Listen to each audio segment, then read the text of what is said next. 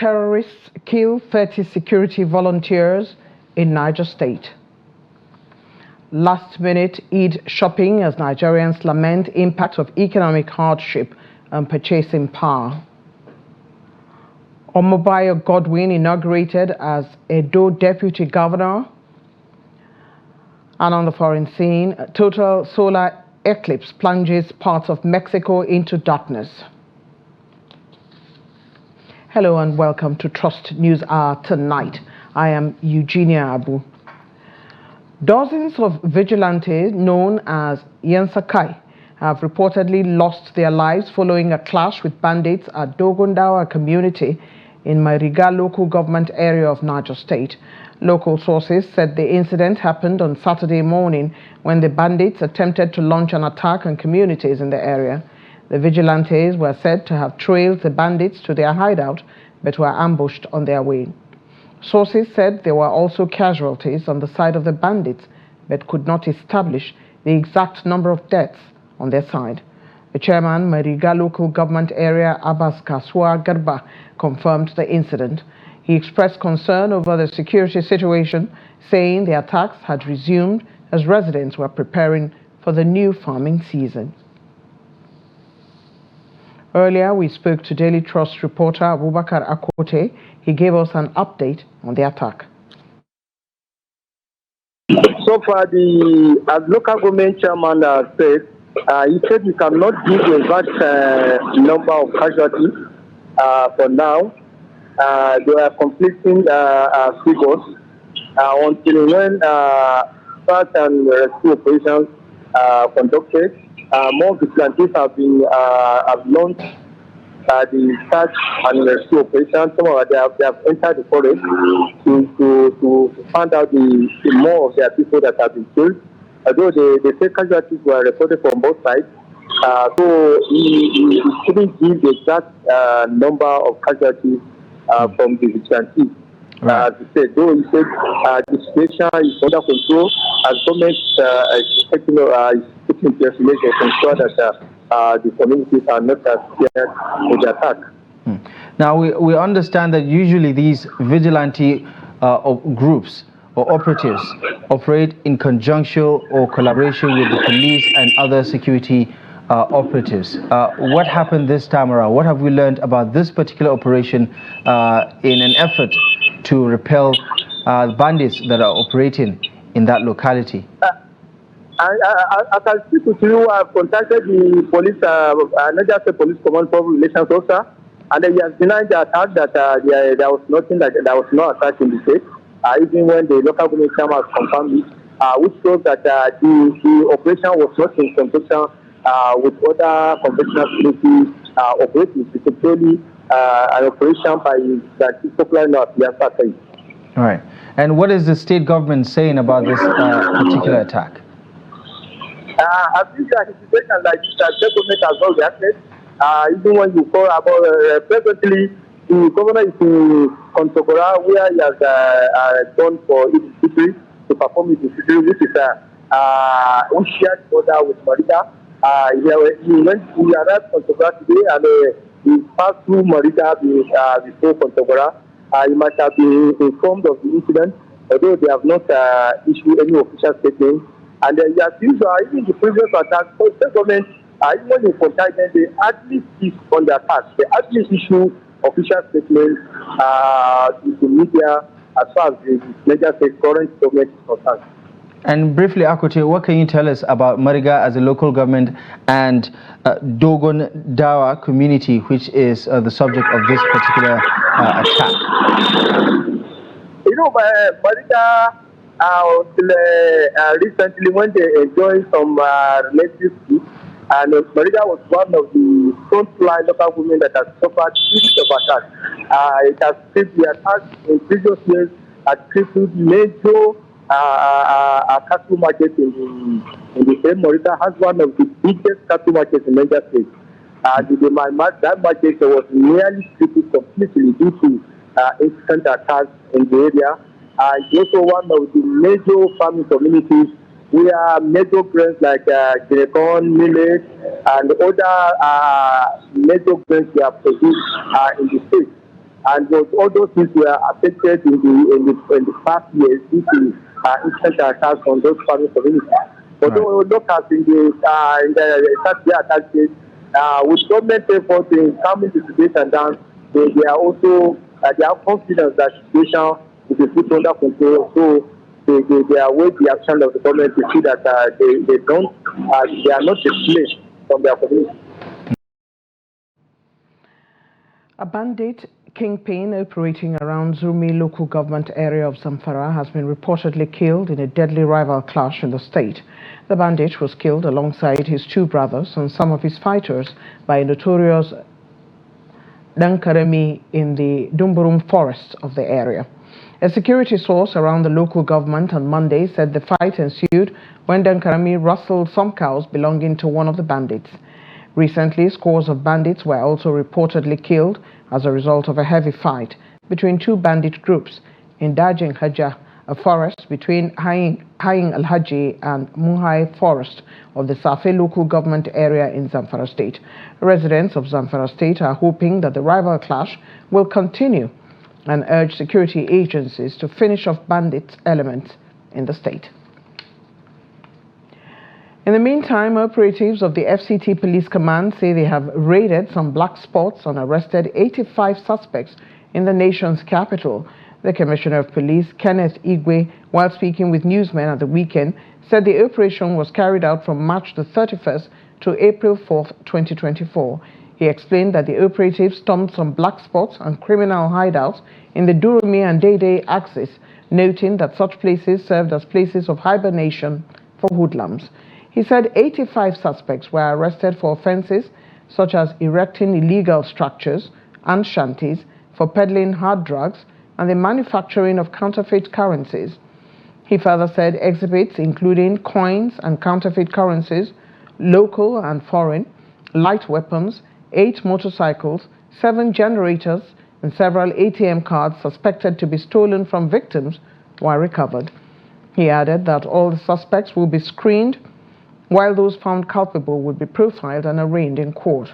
The illegal structures erected by the hoodlums have already been dismantled and set ablaze in order to deter criminals from turning such places to a breeding ground of menaces.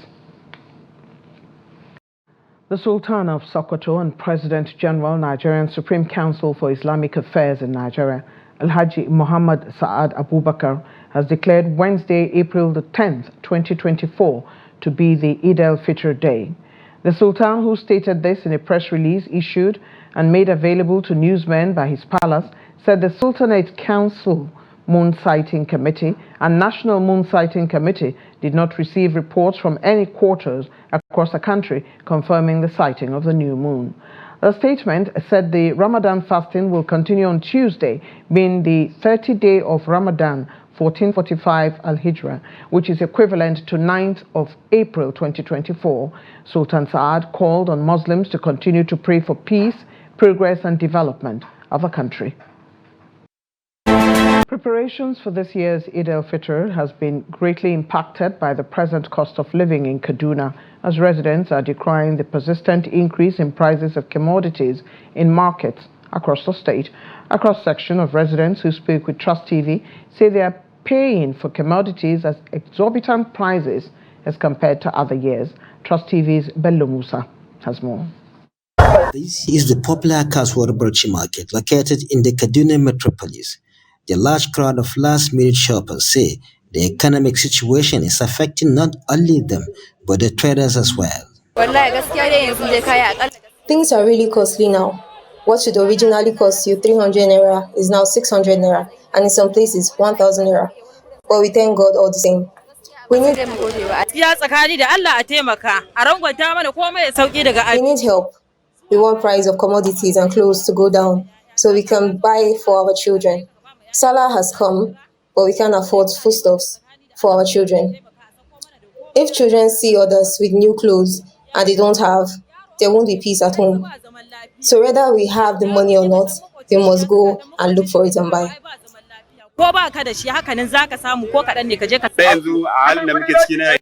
Things that we once bought at 300 naira now sell for 700 naira. Our profit is not even guaranteed in some instances. So we are just managing the situation because it is better than sitting at home. Even though Salah is here, people will not buy things like before due to the high cost of commodities. This is an area for second-hand clothes sellers, popularly known as Gonjo in northern Nigeria. Though they decline speaking on camera, they, however, acknowledge that even when patronage is low, most people prefer buying from them because new clothes are expensive. People that cannot buy new ones buy these ones, even when the price is way lower than new ones. You still find them appealing for further reduction in price. We are just managing because the profit is nothing to write home about. The demands for tailoring service used to be high during festivities like Salah, but fashion designers say patronage is low this year. In this Salah, as you can see, before all the machines, we have about 7 machines, only 2 machines that is working. But it's like before, as now, Salah is around the corner about 4 to 3 days. You can see all the machines is working. But now, you can see it's only few. So that is the economic challenges that we have. So it's even affecting us, honestly.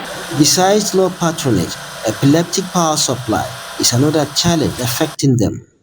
Fuel. We are buying fuel before 200 naira per liter or 210 naira per liter.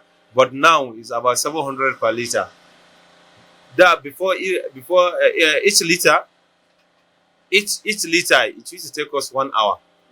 But now, the 700 naira that we are buying the fuel now is going to, it's doubling, it's tripling, not doubling, it's tripling, even tripling and a half. They are calling on the government to ease the hardship faced by Nigerians due to economic policies of present administration. Bella Musa, Trust TV News Kaduna. Ahead of this year's Salah celebrations, the prices of food items and other essential commodities have continued to increase despite the crash in foreign exchange. Trust TV correspondent Idris Jibrin reports that traders say prices are gradually going down, but demand is decreasing by the day. Salah celebration is here again as millions of Muslims faithfuls in Kano look forward to this moment. But the price of food items may threaten the celebration. The major problem we are facing is the fact that these commodities keeps increasing on daily basis and we don't know what to do. And now it's Salah. If the price keeps increasing, how do you expect people like me to buy what to eat during Salah? Unfortunately, this thing is really disturbing us, and we are discussing with the companies. The problem is that companies have increased the price, and we as traders have also increased the price. Unless government comes in to assist, then we may likely keep on going like this. This is Singa Market, the largest commodity market in northern Nigeria. Trucks loads of food items arrive here on daily basis, especially by this time of the year. But traders say the people's purchasing power is low, even as Salah celebration is set to begin. During Salah festivity, mostly people are trooping, going to the markets, buying food items and some clothes for Salah celebration.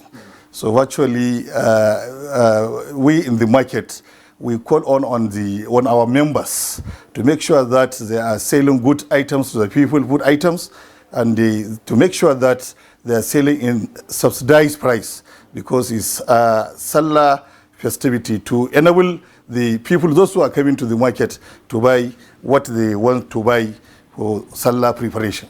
As the value of Naira keeps appreciating against the prices of US dollar and other foreign currencies, traders in the market say arrangements are being made to reduce the prices of all essential commodities for ordinary Nigerians to celebrate this year's Eid al-Fitr. Shiri kama akan sa muke. Saboda a yanzu da zaka shiga cikin kasuwa duk kayan da ka tambaya zaka ji an sassauta su. We are actually preparing for Salah because if you enter the market now, you will get to understand that all essential commodity have been subsidized. We have subsidized the prices because we are discussing with the companies, we are discussing with also the traders to find a way to subsidize the price so that an ordinary man will be able to buy and celebrate Salah peacefully. Despite this, residents are still worried about Salah celebration amidst high cost of living. Idris Jibrin, Trust TV News, Kano. Cities in northwest Nigeria are known for their hospitality and historical centers for cultural preservation, which perhaps makes them the best in organizing the most spectacular Salah festivities. At the end of each Ramadan fast, residents look up to the two emirates to organize the annual Hawan Idi on Salah Day and Hawan Sadki a day after, events that attract sons and daughters of the state from all walks of life and other guests. Abdullahi Amadi takes a look at how this year's Salah preparation looks like in the two emirates of Katsina and Daura and the expectations of residents. Here's his report.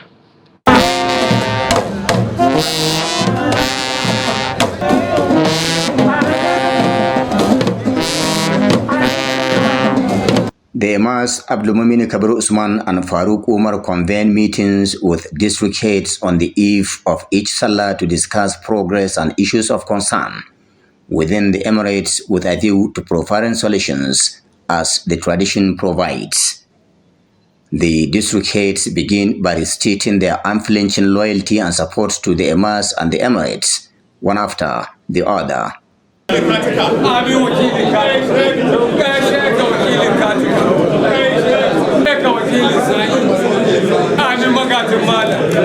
Some of the major issues dominating the agenda here are security, agriculture and the economy, as well as requirements for a hitch-free Salah Doba. Elsewhere on the streets, it is the entourage of district heads hanging around, while other Salah preparations continue with many trooping to the market for last-minute purchases.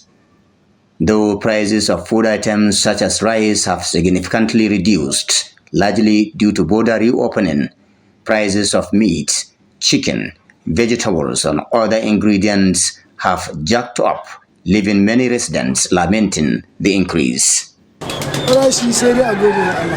All praise be to the Almighty, who spared our lives to witness this year's Salah festivities, which will start in a couple of hours. However, the purchasing power of many residents who are low-income earners is low, and as such, they are still looking forward to have what they will make Salah meals.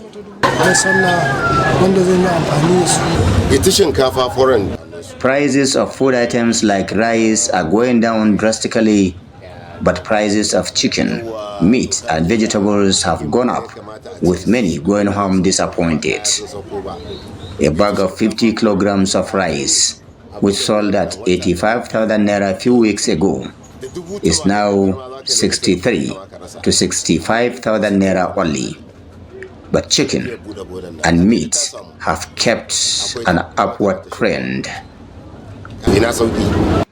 With the present insecurity and harsh economic condition occasioned by fuel subsidy removal and rising inflation, this year's Salah festivities, according to some residents, may not be colorful compared to previous years. Abdullahi Amadi, Trust Television News, Katsina. Away from preparations for the Salah celebration, the Chief Judge of Edo State, Justice Daniel Okungboa, has inaugurated Omobayo Godwin as the Edo State Deputy Governor, hours after Philip Shuaibu was impeached by the State House of Assembly. The 37-year-old, who was beaming with smiles, was sworn in around 20 minutes past 1 o'clock in the afternoon on Monday. On a day that began with the impeachment of Shuaibu as the state's Deputy Governor, Omobayo's inauguration at the Edo State Government House in Benin City marks a major milestone in the political history of the state. After he took the oath of office, an excited Omobayo was greeted by a rousing crowd in one of the halls at the Government House.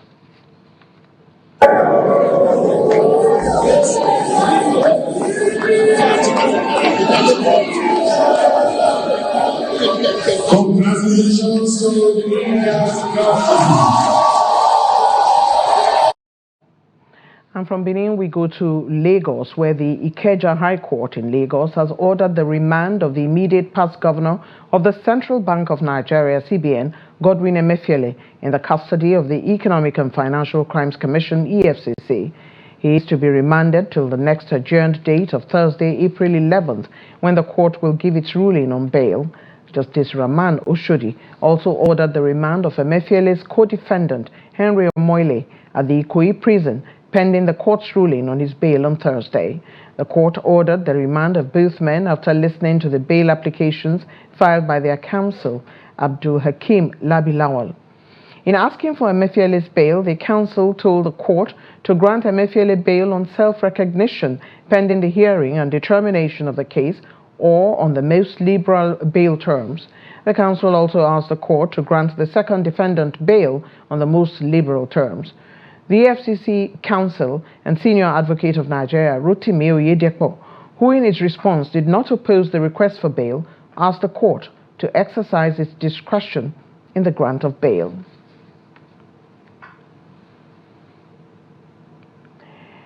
In another development, the Economic and Financial Crimes Commission, EFCC, is currently investigating 50 bank accounts as part of its probe into the suspended Minister of Humanitarian Affairs, Betta Edu, and alleged money laundering within the ministry. A total of 30 billion naira has been recovered in connection with the case, and these funds have been deposited into the federal government's treasury. This update was provided in a bulletin titled EFCC Alert, which highlights major arrests, prosecutions, and recoveries made by the Commission in the past month. The bulletin, authorized by EFCC Chairman Ola Olukoyede, underscores the commitment of the President Bola Ahmed Tinubu government to combat corruption and ensure accountability. A federal high court sitting in Abuja has remanded Binance Holdings Limited's executive Tigran Gambarian in Kuje Correctional Center, Abuja, pending the determination of his bail application. Justice Emeka Nwite gave the order after Gambarian pleaded not guilty to the money laundering charges preferred against him by the Economic and Financial Crimes Commission, EFCC, on Monday. EFCC arraigned Gambarian on an alleged money laundering charge following the dismissal of his objection by the court. Gambarian was arraigned by the EFCC on a 5-count charge before Justice Nwite.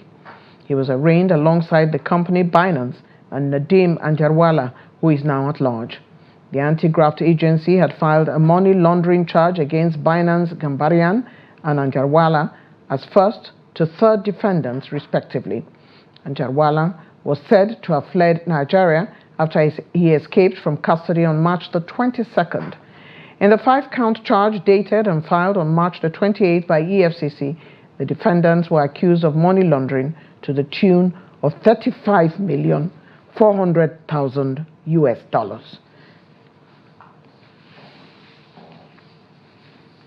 This is News Hour on Trust TV.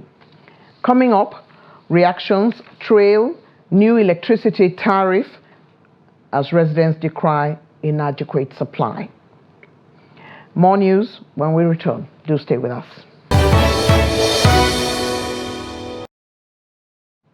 Thanks for rejoining us. This is News Hour on Trust TV. Another look at our top stories.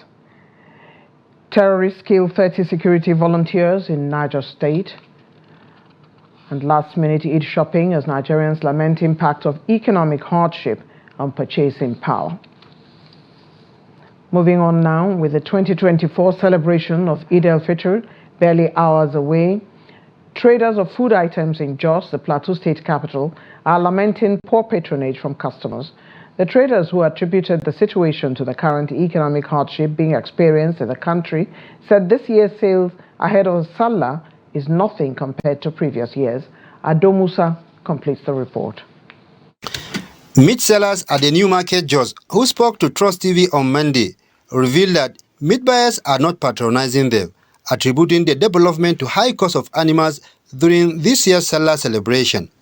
According to the meat sellers, in the past, the business was booming, but of recent, they are not enjoying same level of patronage. The minimum price of a layer is 5,000 naira, while that of a broiler is 13,000 naira. People are really facing a lot of difficulties due to economic hardship in the country. We can't blame them because everyone is feeling the same thing. But in spite that, we thank Allah for everything.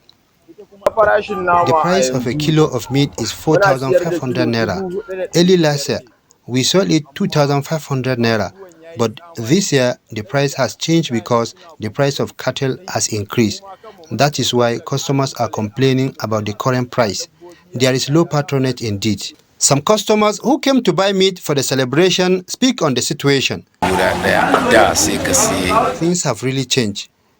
The money you are buying one chicken today is what you could have bought 5 chickens some years back. Things are very hard, honestly. We are suffering due to economic hardship. Food items are very costly.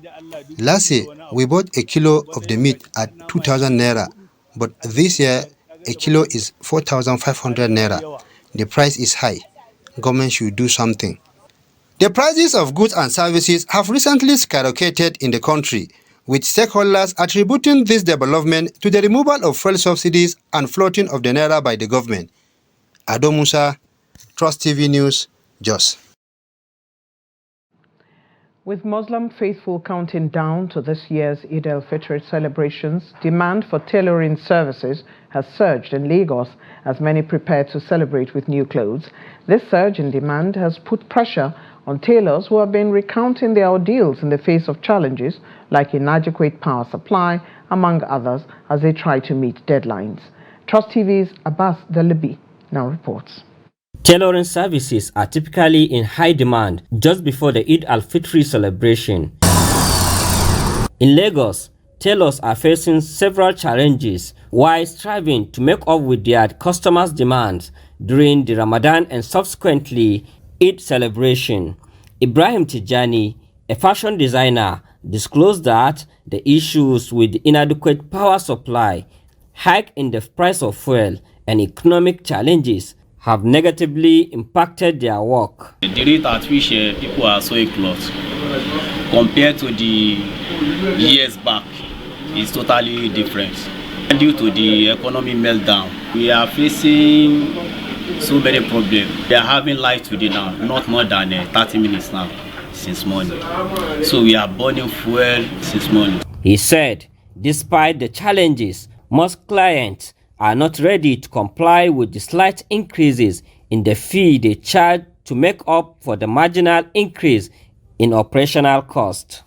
The customers are not ready to add anything because their income is not increased. So they are not ready to add anything to what they are paying. Another challenge tailors have had to deal with this year is the fact that some clients brought their materials for sewing few days to Salah.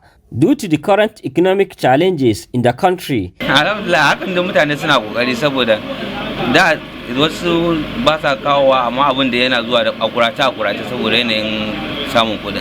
many of our customers brought their materials for sewing very late. That's another challenge for us because we have to find a way of delivering them.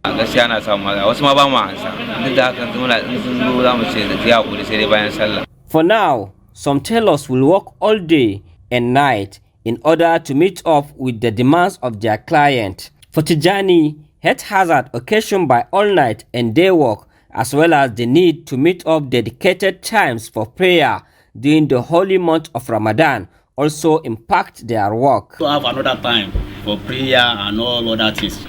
Maybe I want to read Quran or I want to pray. So all those.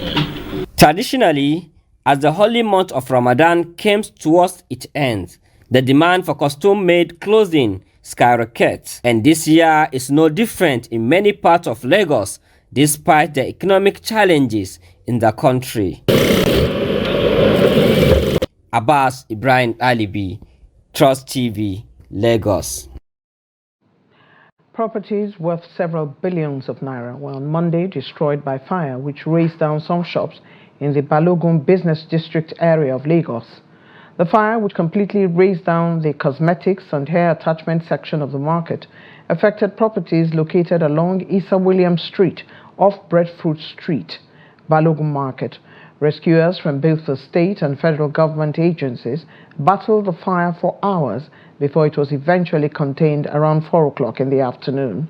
The territorial coordinator of the National Emergency Management Agency, NEMA, in the southwest region, Ibrahim Farinloye, confirmed the fire outbreak. Farinloye, who said the cause of the fire was yet to be ascertained, noted that a total of 20 built-up shops, 3 warehouses, and 16 attachments, all located in a 3-story building, were completely gutted by fire. He said the fire, which started at about noon, was estimated to have affected about 86 traders altogether.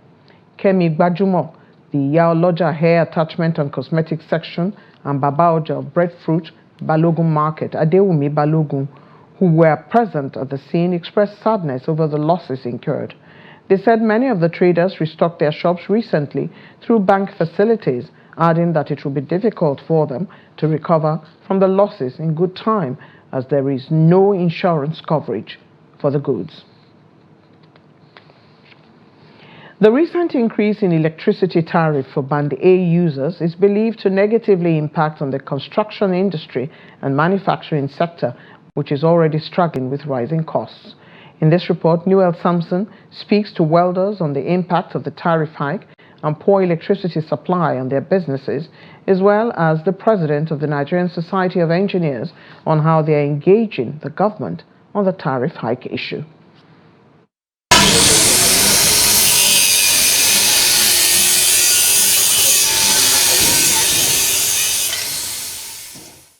A walk through the old Bakassi Welders Zone, Ajabi Village, in the Federal Capital Territory reveals a group of people who rely almost totally on electricity for their business.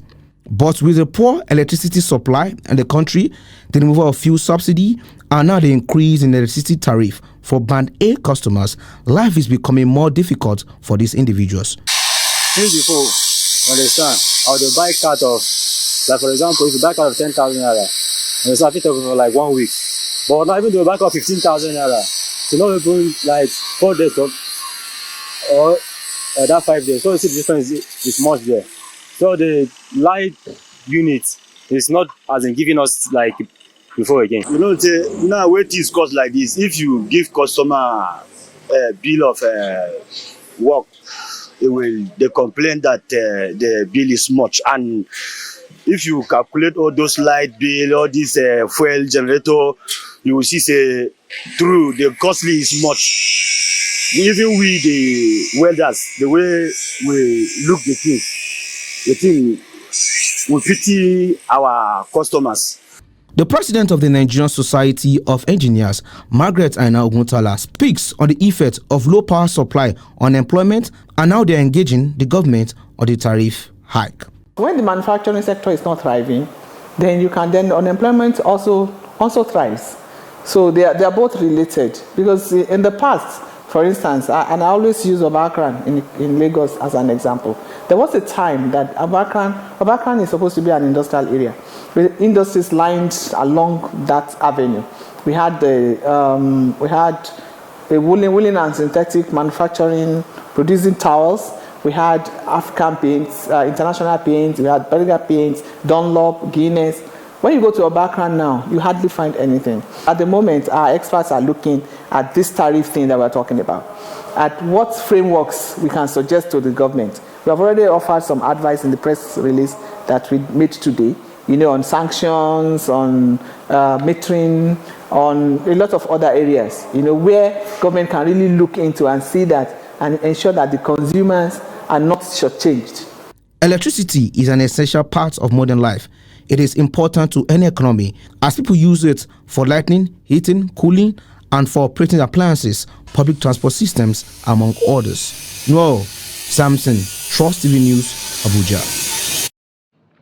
Jigawa state government has taken a bold step to address maternal and child mortality in the state.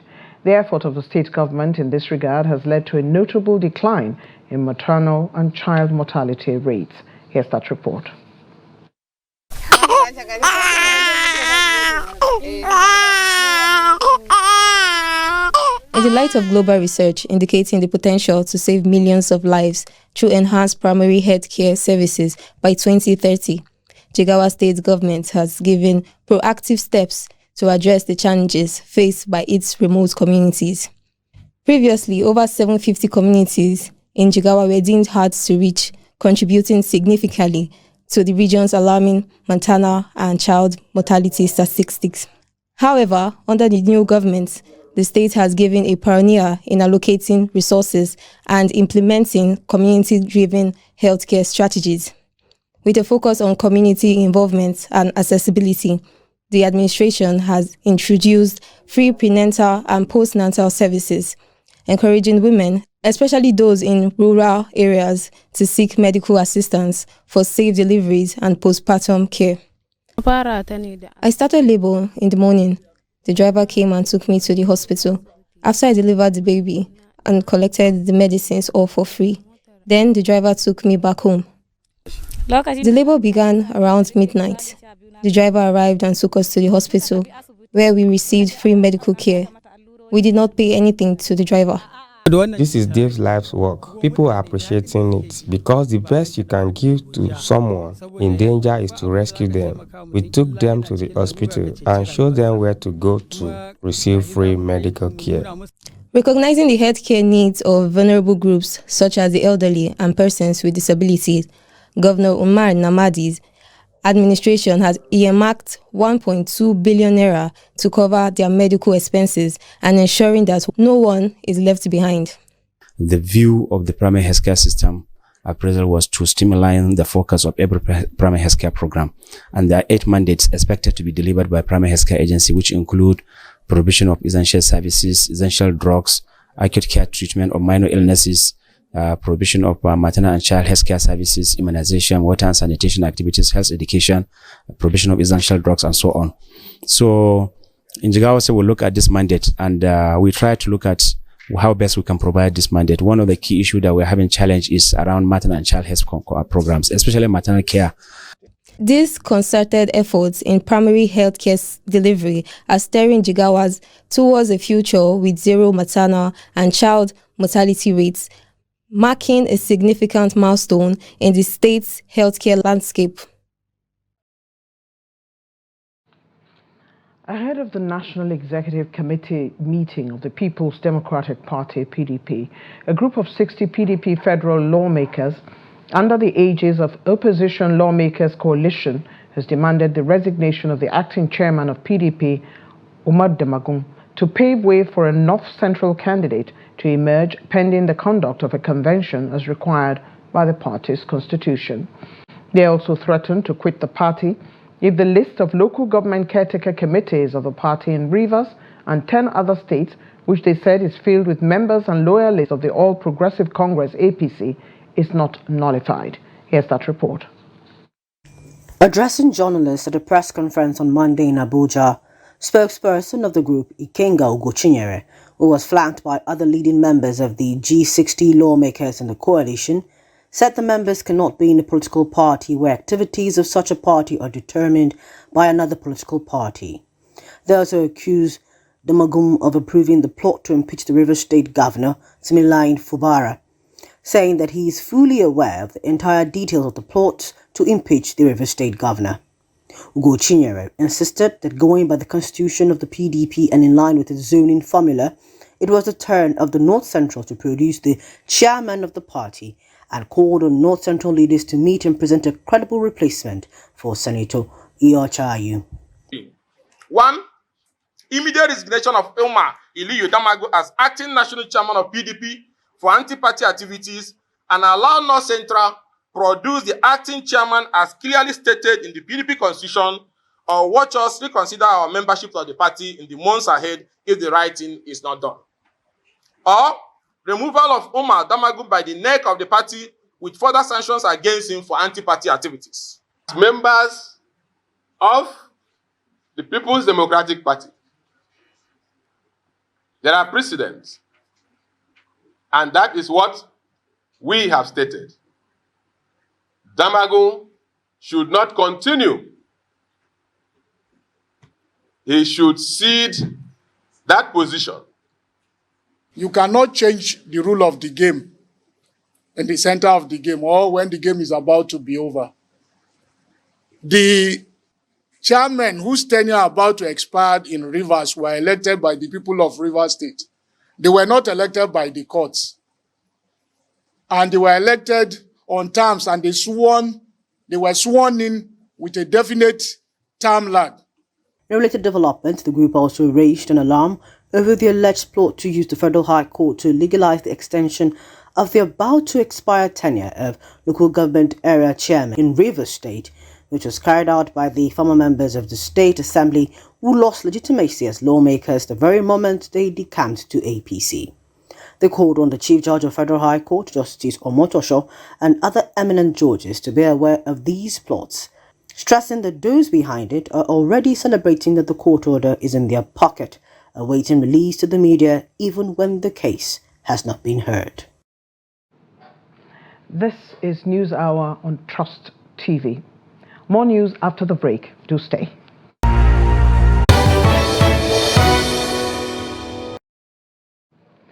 Thank you for rejoining us. Time now to join Yusuf Akogu for the business news.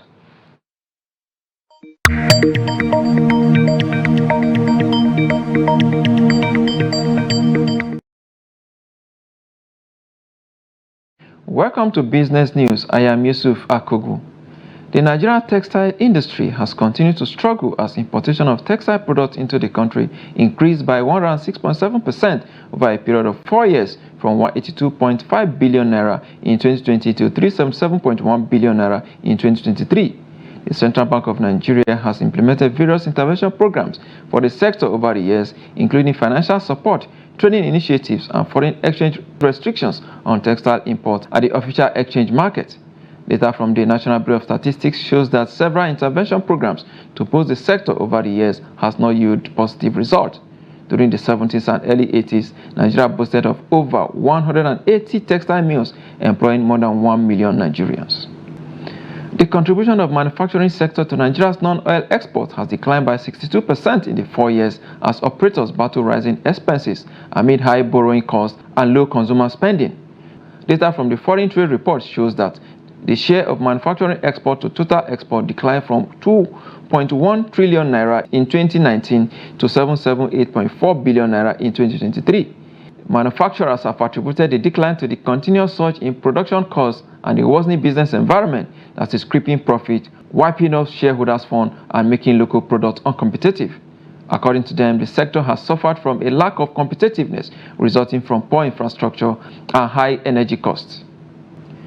Following its drive to tackle excess liquidities in the banking sector, the Central Bank of Nigeria raised 7.7 trillion naira from Nigeria Treasury bills and open market operation in the first quarter of 2024.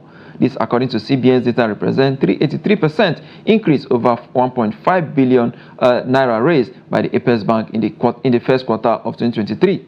Analysis of the numbers reveal active NTBS auction all through the first 3 months of 2024. While OMO auctions were only conducted in January and March. A breakdown revealed that the CBN in Q1 2024 sold a total of 5.6 trillion naira NTBs as against 1.5 trillion naira sold in the first quarter of 2023, while OMO total sales in Q1 2024 stood at 2.06 trillion naira. The securities attracted both foreign and local investors. Nigerian equities markets continued bearish on Monday following profit-taking by speculative investors. NGS indeed also has acquired a 5% stake in Ethiopia Security Exchange. We'll see how that one will impact on the market. But let's see how the market went down today. In the negative territory, it ended. Abe Microfinance Bank there down 9.75% to close at 2 naira and 50 kobo per share. TIP PLC also in the negative territory, 9.64% to close at 2 naira and 25 kobo per share. Regalins down 9.30%, 0.39%. You say maybe 39 kobo. The share price did close at the end of business today. Of course, this has dragged down the market downward by 0.33%. Volume of trade 245.856 million shares. Value at 3.221 billion naira in a deal of 5,000. 1,302 the exchange has among investors at the close of business for today. Of course, we look at the top trading equities. Abe Microfinance also leading the table there. 137.101 million shares traded. Access Corporation, the mother company of Access Bank, also traded 14.279 million shares. United Bank for Africa, popularly known as UBA, also 9.305 million shares it traded at the close of business today. Of course, looking at some of the equities that did gain today, despite the negative posture of the market, Computer Warehouse Group gained 5.93% to close at 7 naira and 15 kobo per share. Wapik, an insurance company, also closed at 73 kobo per share, 5.80%. Of course, Linkage Assurance down, closed positive 5.56% to close at 95 kobo per shares there. So the highlight of the stock trading as it went down this Monday, the first trading day of the week. Let's see the global stock market for today.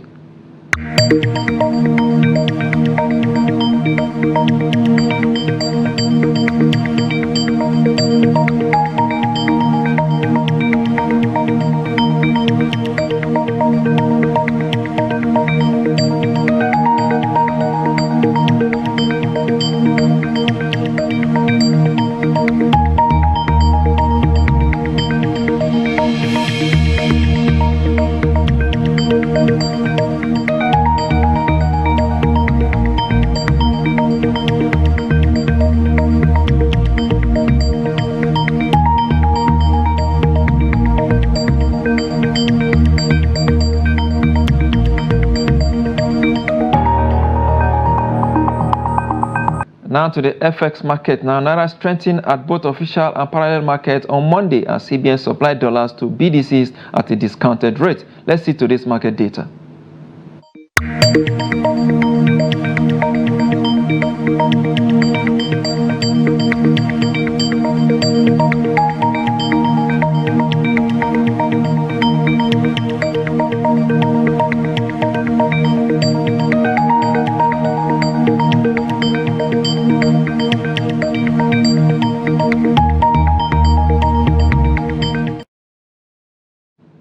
Global oil benchmark Brent drifted lower on Monday but remained above $90 a barrel after Israel withdrew more soldiers from Gaza and committed to fresh talks on potential ceasefire in the 6-month conflict in the Middle East.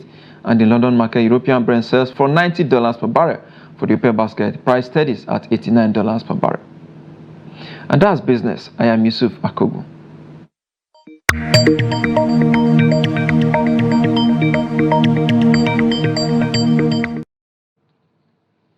Thank you, Yusuf. And now we go to the foreign scene.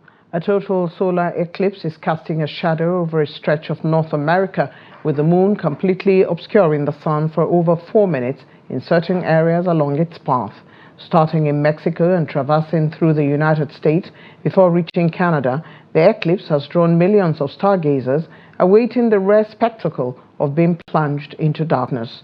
A total solar eclipse occurs when the moon moves between the sun and the earth, completely obscuring the sun's face, and the sky will darken as if it were dawn or dusk. Palestinians returned to the southern Gaza city of Khan Yunis on Monday after an Israeli troop withdrawal to find their hometown destroyed following a 6-month military offensive. The pullout came ahead of an expected Israeli ground operation in Gaza's southernmost city of Rafah, where hundreds of thousands have fled the fighting, with negotiations for a ceasefire continuing in Cairo. Meanwhile, conflicting reports emerged Monday over the progress of truce talks in Cairo, with Egyptian state media reporting significant progress, while a Hamas official refuted the claim. Israel on Sunday pulled its troops out of southern Gaza, including the city of Khan Yunis, the military said. Defense Minister Yoav Gallant said troops were pulled out to prepare for future missions, including in Rafah. At least 33,207 Palestinians have been killed and 75,933 wounded since Israel began its offensive on Gaza, according to the health ministry in the Hamas-run enclave. Time now to join Emmanuel Fashemi for the latest in sports.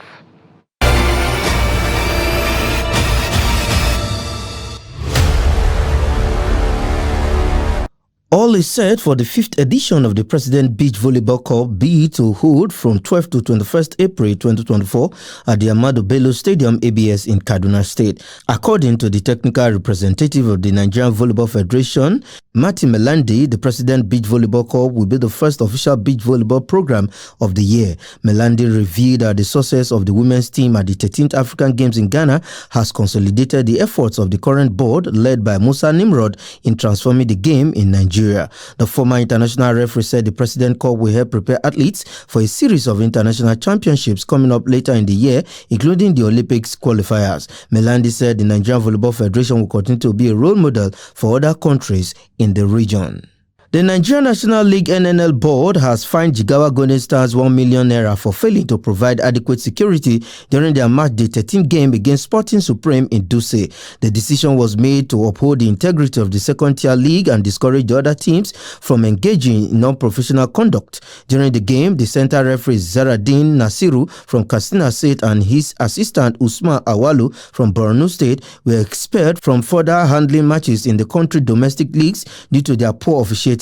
A video that went viral showed the center referee allowing a goal scored with the hand and also awarding a questionable penalty that enabled Jigawa Golden Stars to secure a 2-1 victory. An investigation carried out by the league body revealed that the inadequate security contributed to the referee's unprofessional conduct in the game. The statement made by the league board noted that if there was adequate security at the match venue, the referees wouldn't have acted the way they did. The board hopes this decision will serve as a warning to other teams that are planning to use unprofessional means to win their matches. And that is sports. I am Emmanuel Fashion.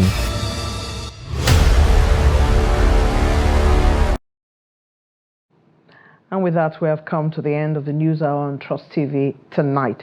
Do not forget to follow us across all our media platforms and join our YouTube live stream for more news programs and documentaries. On behalf of the team behind the scene, I am Eugenia Abu. We thank you for watching.